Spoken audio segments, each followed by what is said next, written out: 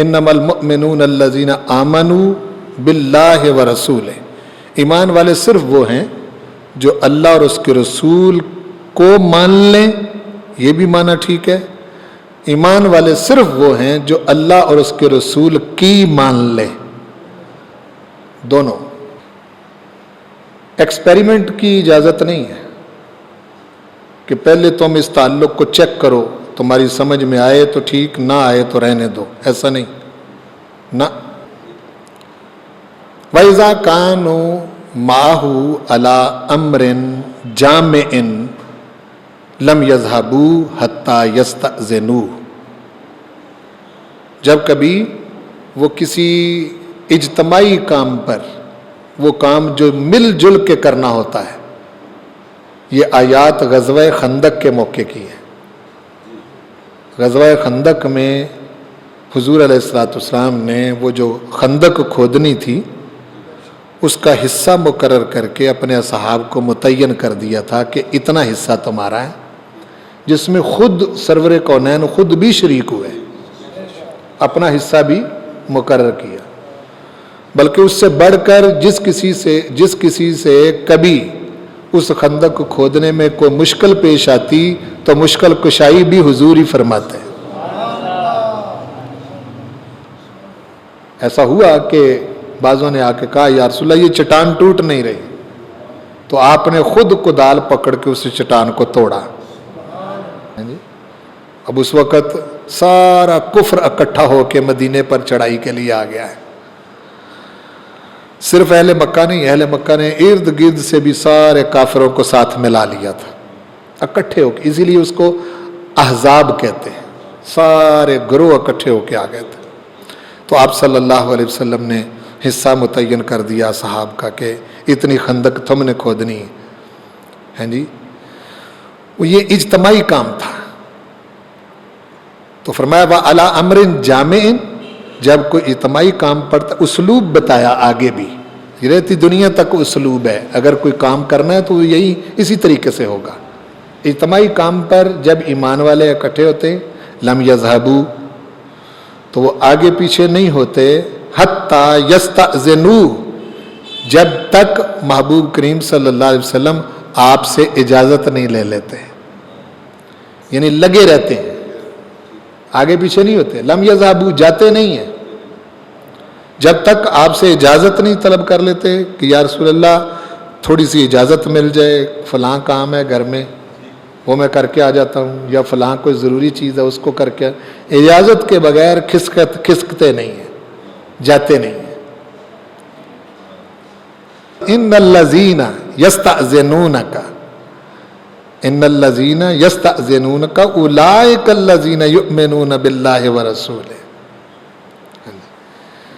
بے شک محبوب جو تجھ سے اجازت لے کے چلے جاتے ہیں کہ فلاں کام ہم کریں، یہی اللہ اور اس کے رسول پر صحیح ایمان رکھتے ہیں۔ یعنی اس کا مطلب یہ ہے کہ بارگاہ رسالت صلی اللہ علیہ وسلم سے بلا اجازت وہاں سے ان کو جانے کی اجازت نہیں۔ تو فرمایا اولئک الذین یؤمنون باللہ ورسولہ، یہ ہیں جو اللہ اور اس کے رسول پر ایمان رکھتے ہیں صحیح۔ فَإِذَا اسْتَأْذَنُوكَ لِبَعْضِ شَأْنِهِمْ، اور محبوب جب تم سے یہ اجازت طلب کریں کسی کام کے لیے، فَأْذَن لِمَنْ شِئْتَ مِنْهُمْ، اب ان پر نہیں پیارے حبیب، یہ آپ نے دیکھنا ہے کہ کس کو اجازت دینی ہے اور کس کو اجازت نہیں دینی۔ آپ اجازت دیں تو ٹھیک ہے چلے جائیں، اگر آپ اجازت نہیں دیتے تو یہاں سے جا نہیں سکتے۔ غور فرمائیں، فَأْذَن لِمَنْ شِئْتَ، جس کو آپ چاہیں اس کو اجازت دیں، مِنْهُمْ وَاسْتَغْفِرْ لَهُمُ اللَّهُ، اور اجازت لے کے چلے بھی جائیں، ہو سکتا ہے کہ جس کام کے لیے یہ گئے ہیں وہ اتنا ضروری نہ ہو جتنا محبوب تیرے پاس رہنا ضروری تھا۔ وہ اتنا انہوں نے تو اپنے حساب سے اجازت مانگی نا کہ جی فلاں کام ہے، تو وہ کام اتنا ضروری نہ ہو جتنا پیارے تیری بارگاہ میں رہنا اور تیرے کام میں لگے رہنا، تیرے حکم کی تعمیل میں لگے رہنا جتنا ضروری، وہ اتنا ضروری نہ ہو۔ اس لیے اس کوتاہی پر بھی پروردگار نے ارشاد فرمایا کہ یہ جو انہوں نے کسی کام کو محبوب تیرے کام سے زیادہ ضروری سمجھا، وَاسْتَغْفِرْ لَهُمُ اللَّهُ، حبیب پیارے ان کے لیے میری بارگاہ میں بخشش کی دعا کر دیا کریں۔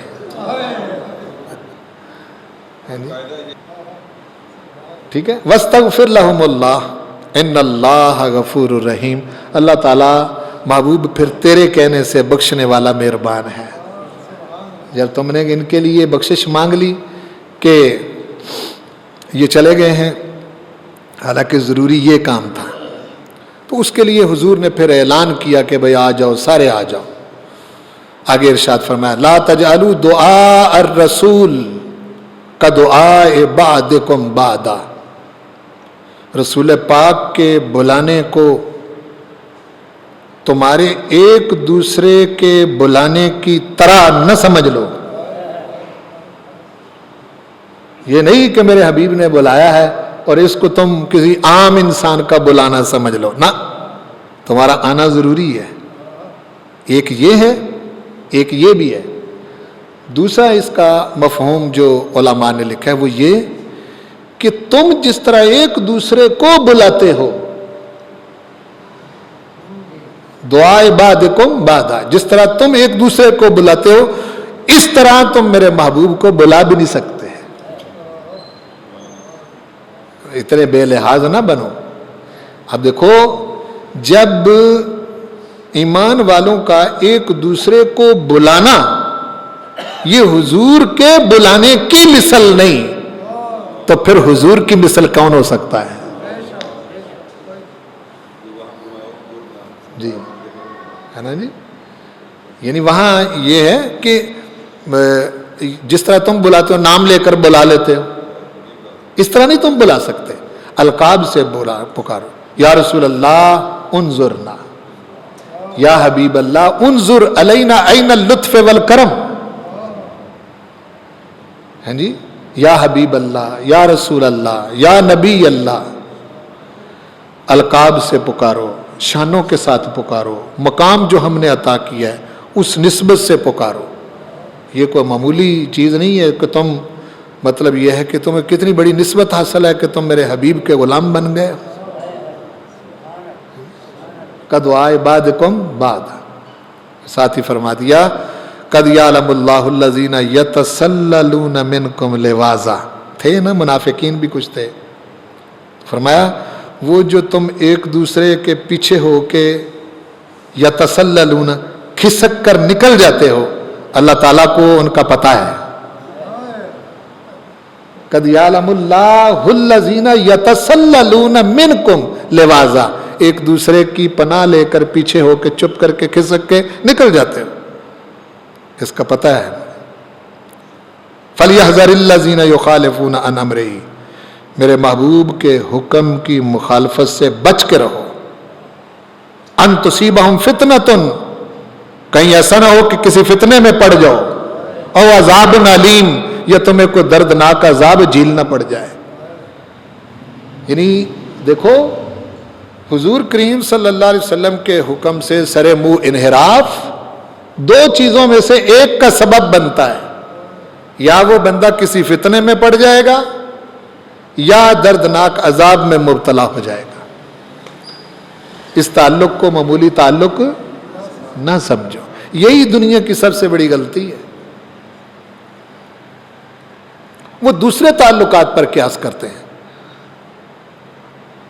حالانکہ وہ تعلق بھی اپنے اندر نزاکت رکھتے ہیں۔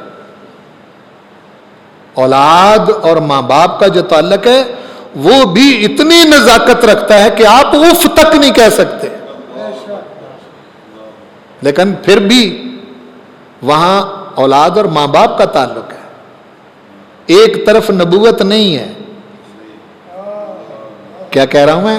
ایک طرف نبوت نہیں، والدین ہیں، اور والدین کے بارے میں مطلق فرمایا، والدین کو چیک کرنے کی بھی اجازت نہیں دی، کس طرح کے ہیں، गुनाहगार हैं, खताकार हैं, कुछ भी हैं, उनके सामने तुम उफ नहीं कर सकते जी। ठीक है, उन ताल्लुकात की भी इतनी नज़ाकत है। तो जब उन ताल्लुकात के अंदर इतनी नज़ाकत है तो फिर जहां एक तरफ नबूवत है दूसरी तरफ उम्मत है, एक तरफ नबूवत है और दूसरी तरफ उम्मत है, ये नबी और उम्मती का ताल्लुक है। इस ताल्लुक के बारे में फरमाया इसको दूसरे ताल्लुकात पर कियास ना करो। इसकी नज़ाकत क्या होगी और उसका आलम क्या होगा। फरमाया जो तुम में से खिसक जाते हैं एक दूसरे की आड़ लेके, हमें पता होता है। फल यहज़रिल्लज़ीन, ये लफ्ज बड़े, फल यहज़रिल्लज़ीन युखालिफून अमरे, मेरे महबूब के हुक्म की मुखालफत से बच के रहो। अन तुसीबहुम फितनतुन, कहीं किसी फितने में ना पड़ जाना, और युसीबहुम अज़ाबुन अलीम, ये किसी दर्दनाक अजाब में ना मुब्तला हो जाना। तुमने इस ताल्लुक को समझा क्या है? आगे फरमाया अला इन्ना लिल्लाहि मा फिस समावाति वल अर्द, सुन लो आसमानों और जमीन के अंदर जो कुछ है सब कुछ अल्लाह का है। और कद यालम मा अंतुम अलई, मेरे महबूब के साथ तुम जिस हाल में हो इसको अल्लाह जानता है। यानी तुम क्या समझते हो इस ताल्लुक, इससे बाखबर है। कद यालम मा अंतुम अलई व यौम युरजाऊना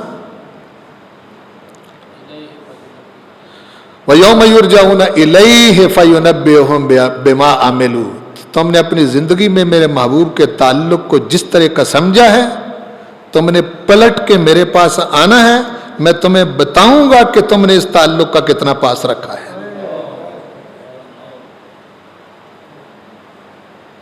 खुद अपनी जुबान से ये कहना कि मैं उम्मती हूं उम्मती हूं उम्मती हूं, ये माना नहीं रखता। यानी खुद दावेदार बनना कि मैं उम्मती हूं, ये कुछ माना नहीं रखता। हां, ये माना रखता है कि वो फरमाएं कि ये उम्मती है, ये माना रखता है। समझ आई ना जी? वो मियां मोहम्मद बख्श साहब रहमतुल्लाह अलैह ने फरमाया ना कि उस दिन अकड़ते मगरूरी निकल जाएगी तेरी, जिस दिन क्या नबी सरवर ने ए नहीं उम्मत मेरी। यानी उस ताल्लुक को तुमने समझा क्या है, ये बहुत नजाकत वाला ताल्लुक है। और फिर फरमाया, साथ ही फरमाया कि अभी तो टाइम है, वक्त है, इस नजाकत को पहचानो। वह यौम युरजाऊना इलैहि, जिस दिन तुम्हें पलटा के उसकी बारगाह में ले जाया जाएगा। फयुनब्बिहुहुम बिमा अमिलू, वो तुम्हें बताएगा कि तुमने इस ताल्लुक का कितना पास रखा है। वल्लाहु बिकुल्लि शैइन अलीम, अल्लाह ताला हर चीज को जानता है। तुम्हारे मन में क्या है मेरे महबूब के बारे में, यह भी मुझे पता है। तुम अमलन आप सल्लल्लाहु अलैहि वसल्लम के इस ताल्लुक का कितना लिहाज करते हो, इसका भी मुझे पता है।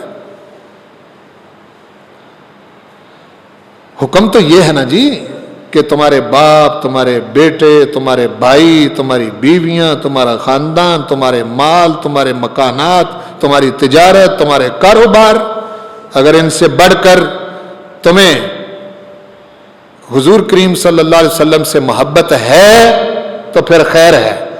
और अगर इन चीजों की मोहब्बत हुजूर से बढ़कर है, फतरब्बसू हत्ता याती अल्लाह बिअम्रिही, तो फिर अल्लाह के अजाब का इंतजार करो। वल्लाहु ला यहदिल कौमल फासिकीन, ऐसे नाफरमानों को अल्लाह हिदायत नहीं देता। मरते रहोगे, खपते रहोगे, समझ नहीं आएगी तुम्हें। इसलिए मैं बार बार आपकी खिदमत में ये गुजारिश करता हूँ कि हुजूर करीम सल्लल्लाहु अलैहि वसल्लम के ताल्लुक की नज़ाकत को पहचानो, बहसीयत उम्मती होने के जानो इसको कि ये ताल्लुक क्या है। इसके अंदर परवरदिगार किसी किस्म की भी कोई कोताही बर्दाश्त नहीं करता, बहुत गैरतमंद है इस हवाले से।